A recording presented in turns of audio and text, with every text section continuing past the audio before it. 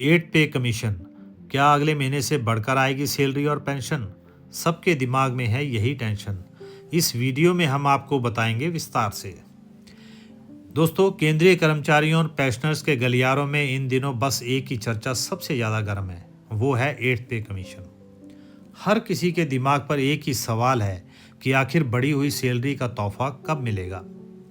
Social media पर चल रही तमाम अटकलों ने इस उत्सुकता को और ज़्यादा बढ़ा दिया है।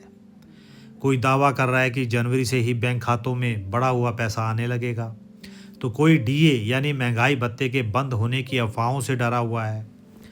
इन तमाम कयासों और सोशल मीडिया के शोर शराबे के बीच एक आम कर्मचारी के लिए सच और झूठ का फर्क करना मुश्किल हो गया है।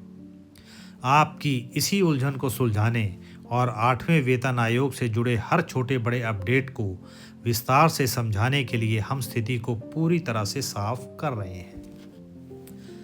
जानकारों और रिपोर्ट्स के मुताबिक अगर सरकार एट्थ पे कमीशन की सिफारिशों को मान लेती है तो नई सैलरी स्ट्रक्चर 1 जनवरी 2026 से लागू हो सकती है। लेकिन यहाँ एक चीज़ को समझना बहुत ज़रूरी है। लागू होने का मतलब यह बिल्कुल नहीं है कि उसी तारीख को पैसा आपके खाते में आ जाएगा। वेतन आयोग को अपनी विस्तृत रिपोर्ट तैयार करने, विसंगतियों को दूर करने और फाइनल ड्राफ्ट सौंपने में लगभग 18 महीने का समय लगता है। इस रिपोर्ट के आने के बाद सरकार उसे कैबिनेट से मंजूरी देती है। इसका सीधा मतलब है कि कर्मचारियों को थोड़ा धैर्य रखना होगा। जनवरी 2026 से बढ़ी हुई सैलरी का नियम तो लागू हो जाएगा, लेकिन नगद भुगतान प्रक्रिया पूरी होने और रिपोर्ट स्वीकार होने के बाद ही शुरू होगी।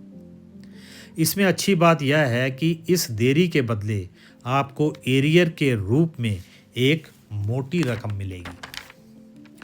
सोशल मीडिया पर एक डर फैलाया जा रहा है कि नया वेतन आयोग आते ही महंगाई भत्ता और मकान किराया भत्ता बंद हो जाएगा या फिर डीए को बेसिक सैलरी में मर्ज कर दिया जाएगा।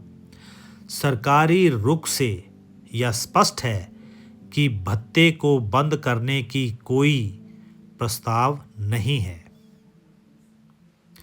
अब बात करते हैं उस मुद्दे की जो सबसे ज़्यादा सुकून देने वाला है। आखिर सैलरी बढ़ेगी कितनी? वेतन आयोग की सिफारिशों में फिटमेंट फैक्टर सबसे अहम रोल निभाता है। 7वें वेतन आयोग के दौरान ये फैक्टर 2.57 रखा गया था, जिसके आधार पर बेसिक सैलरी तय हुई थी। अब जो खबरें आ रही हैं उसके अनुसार 8वें वेतन आयोग में फिटमेंट फैक्टर को बढ़ाकर 2.86 या उससे ज़्यादा किया जा सकता है।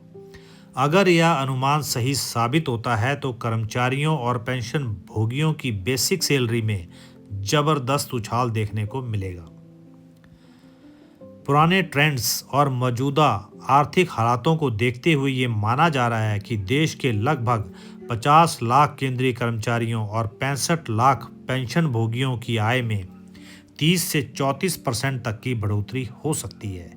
इसके अलावा नई बेसिक सैलरी में जब डीए और डीआर जुड़ेगा तो कुल वेतन में होने वाला इजाफा आपकी जीवन शैली को बेहतर बनाने में मददगार साबित होगा।